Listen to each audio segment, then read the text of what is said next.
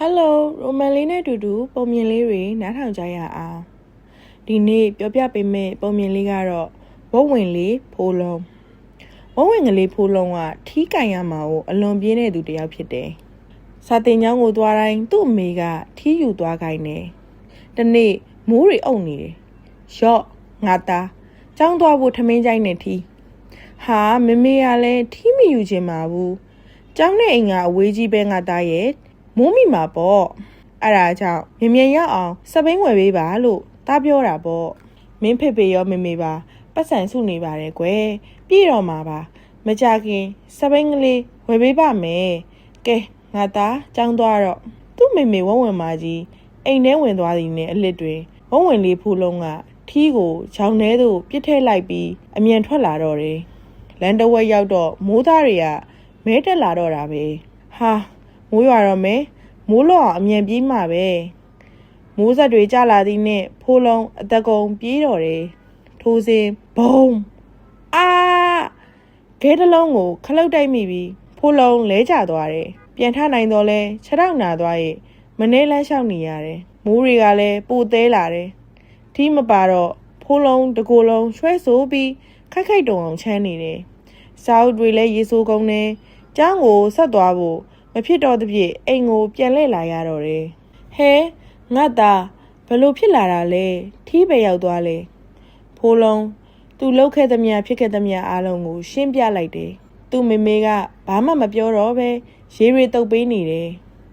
ညရောက်တော့ဖိုးလုံးတကိုယ်လုံးပူချစ်ပြီးအဖျားတွေတက်လာတော့တယ်ချော်လဲတဲ့သူ့ခြေထောက်ဒဏ်ရာကလည်းရောင်ကိုင်းနေပြီးမလုံနိုင်တော့ဘူးမိုးလင်းတော့ဆေးရုံတင်လိုက်ရတယ်မမေရောဖေဖေပါအလုပ်တွေရှုပ်ကုန်ကြတာပေါ့ဆေးရုံမှာတပတ်လောက်ကြာပြီးတော့မှဖိုးလုံးကပြန်ဆင်းရတယ်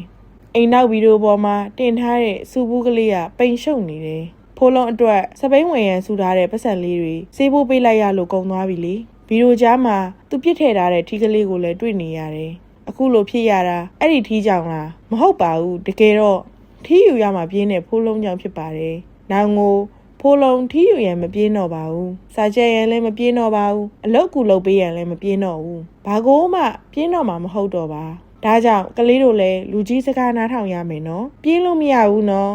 နောက်ထပ်ပြောပြပေးမယ့်ပုံမြင်လေးကတော့မောက်မာတဲ့ဘယင်မတခါကတိုင်းပြည်တစ်ပြည်မှာအလွန်မောက်မာပြီးသူတစ်ပါးကိုနှိမ့်ချပြောဆိုတတ်တဲ့ဘယင်မလေးတစ်ပါးရှိတယ်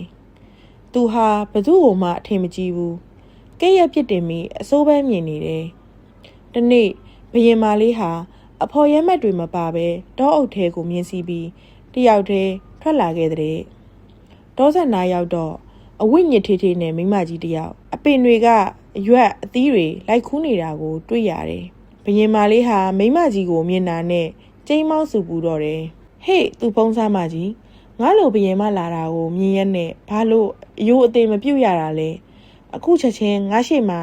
ဒူးထောက်ခစားစမ်းလို့အော်ဟစ်ပြောဆိုလိုက်တယ်။ဒါပေမဲ့မိမကြီးကခရုမဆိုင်ပဲသူခူးစရာရှိတာတွေကိုစက်ခူးနေတယ်။ဘယင်မာလေးဟာတိတ်ကိုဒေါသထွက်သွားပြီးမိမကြီးနာကိုကတ်သွားတယ်။ပြီးတော့မြင်းရိုက်တဲ့ကြာပွက်နဲ့ရိုက်ဖို့ပြင်နေတော့မိမကြီးကဂါရာတစ်ခုကိုရွတ်လိုက်တယ်။ချက်ချင်းပဲဘယင်မလက်ထဲကကြာပွက်ဟာပန်းပွင့်တစ်ခိုင်ဖြစ်သွားတော့တယ်။ဘယင်မဟာတိတ်ကိုဒေါသထွက်သွားတယ်။ဒါဘာလို့တာလဲမိမရုပ်ကြီးမိမကြီးကဘာမှပြန်မပြောပဲဘယင်မလေးစီးလာတဲ့မြင်းကိုလက်ညှိုးနဲ့ထိုးလိုက်တာမြင်းကနေကျက်မကြီးတစ်ကောင်ဖြစ်သွားတယ်ဟင်ရှင်ဘသူလဲတင်ကသူ့ဖုံးစားမကြီးလို့ထင်နေတဲ့လူတယောက်ပေါ့ဒီအခါဘယင်မကအေးငါကတော့ဟိုမှာလှမ်းမြင်နေရတဲ့ပြက်သက်တွေဘုံတွေနဲ့နန်းတော်ဘော်ကဘယင်မဟဲ့သိရလားလို့အော်ပြောလိုက်တယ်မိမကြီးကဟင်ဟုတ်လို့လားဆိုပြီးနန်းတော်ဘက်ကိုလှည့်ကာမျက်စောင်းထိုးလိုက်တယ်ချက်ချင်းပဲဘယင်မရဲ့နန်းတော်ဟာတဲကုတ်တွေဖြစ်ကုန်တယ်ဒီတော့မှဘယင်မလေးလဲတိတ်ကိုတုန်လှုပ်သွားပြီးအရင်အတိုင်းပြန်လုပ်ပေးဖို့တောင်းပန်တော့တယ်ဒီတော့မှမိမကြီးကငါဟာတောအုပ်အလဲကမော်ဆီယာမကြီးပဲတင်ဟာတိတ်ကိုမောက်မာပြီးတိုင်းသူပြည်သားတွေကိုကဲ့ရဲ့နှိတ်ချလွန်းလို့လာဆုံးမတာပဲတင်ဒီလိုဆက်ပြီးပြောဆိုမောက်မာနေအောင်မယ်ဆိုရင်တော့တင်ရဲ့စီးစိမ်ဥစ္စာမှန်သမျှပြက်ကွယ်သွားပြီးတင်ရဲ့ရုပ်ရည်ဟာလဲတိတ်ကိုအကြီးတန်းရုပ်ဆိုးသွားလိမ့်မယ်လို့ပြောလိုက်တယ်။ဒီတော့မှဘယင်မာလေးဟာသူ့လုပ်ခဲ့တာတွေအတွက်နောင်နှမ်းရပြီးတောင်းပန်တော့တယ် အခုချိန်ကစားပြီးလိမ္မာရင်ကြီးတော့ပါမယ်မာနလည်းမထားတော့ပါဘူးအားလုံးကိုလေးလေးစားစားဆက်ဆံပါတော့မယ်လို့ကတိပေးလိုက်တယ်ချက်ချင်းပဲဘရင်မရဲ့မြင်းတွေနန်းတော်တွေမူလအတိုင်းပြန်ဖြစ်သွားတော့တယ်မော်ဆီယာမာကြီးကလည်းရုတ်တရက်ပျောက်ကွယ်သွားလေတဲ့ကွယ်ကလေးတို့လည်းဒီပုံမြင်လေးကိုနားထောင်ပြီးကိုနှိမ်ချပြီးရင်ကြီးတိမ်မွေးစာလူအများပေါ်မှာဆက်ဆံရမယ်နော်ပုံမြင်လေးကတော့ဒီမှာပဲပြီးဆုံးသွားပါပြီနောက်ထပ်ကောင်းတဲ့ပုံမြင်တွေတင်ဆက်ပေးသွားအောင်ပါမို့တီတီလေးရဲ့ channel လေးကို subscribe လုပ်ထားဖို့မမေ့နဲ့အောင်နော်